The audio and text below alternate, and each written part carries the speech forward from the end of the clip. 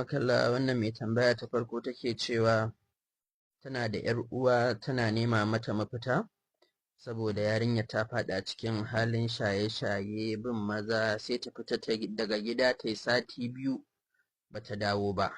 To ita ta kasance tana bata shawara, shine take cewa wace shawara za a iya bata, duk da dai ta ce abin yana da alaƙa da talauci, baban yarinyar ɗan union ne na tasha, ba a dafa abinci a gidansu da dai sauransu.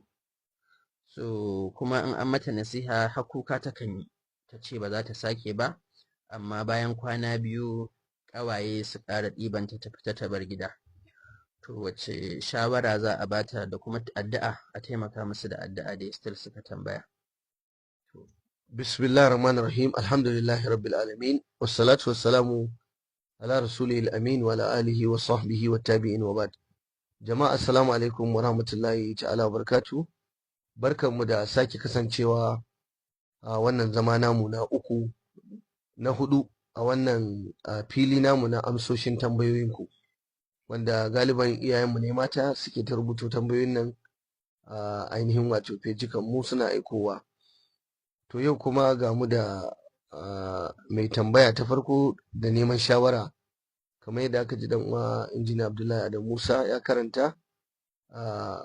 Wannan baiwa Allah yarinya ce ta shiga, kamar za a ce ta shiga yawon duniya, ko a ce tana bin maza, takan tafi ta yi sati guda, sati 2 ba san inda take ba, an yi ta daina abu ya gagara. To kuma gashi an faɗa cewa akwai matsalar talauci da kuma sauransu. To abu na farko dai, daga cikin abubuwan da malamai suka yi bayani yake taimakawa a yau wajen lalata tarbiyya ta 'ya'ya, akwai talauci. Abinda ake nufi, wajibi ne iyaye su yi ƙoƙari su nemi abin da za su riƙe kansu, su riƙe 'ya'yansu, musamman a irin wannan zamani, musamman a irin wannan lokaci. Talauci, baƙin talauci yakan iya sa gidanka ya fi ƙarfinka, baƙin talauci yakan iya sa 'ya'yanka su fi ƙarfinka, baƙin talauci yakan sa mutanen banza su shigo gidanka su keta maka alfarmar 'ya'yanka mata, ko alfarmar 'ya'yanka maza, ko kuma alfarmar iyalanka. Wannan yarinya ainihin wato yawace da take yi ba sai an yi wani dogon turanci ba, tunda akwai talauci, ba abinci.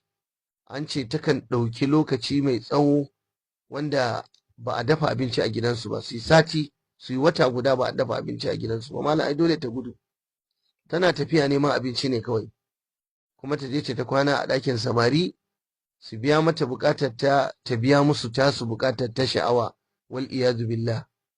Kuma ga mahaifinta yana cikin rashi, yana cikin buƙata, ba da yanda zai yi. To kaga shi kansa yanzu ana ta haihuwa, ana ta tara 'ya'ya, babu yanda za a kula da su.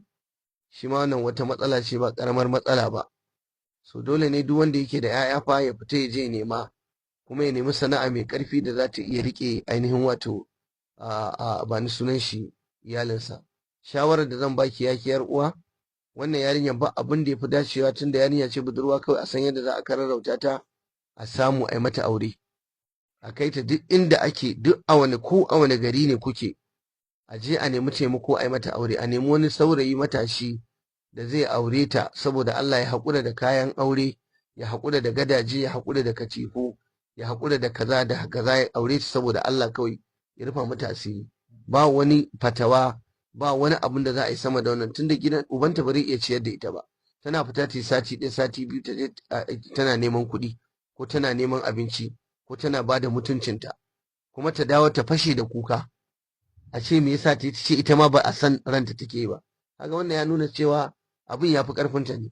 Da haka ni shawarar da zan bayar, bayan addu'a da roƙon Allah, a yi ƙoƙari a sanar da ubanta halin da yarinya nan take ciki, dangi da family duka 'yan uwa, a yi taro, a yi karan dangi, a yi karo, a taimaka a aurar da yarinyar nan kurin, shine zai fi.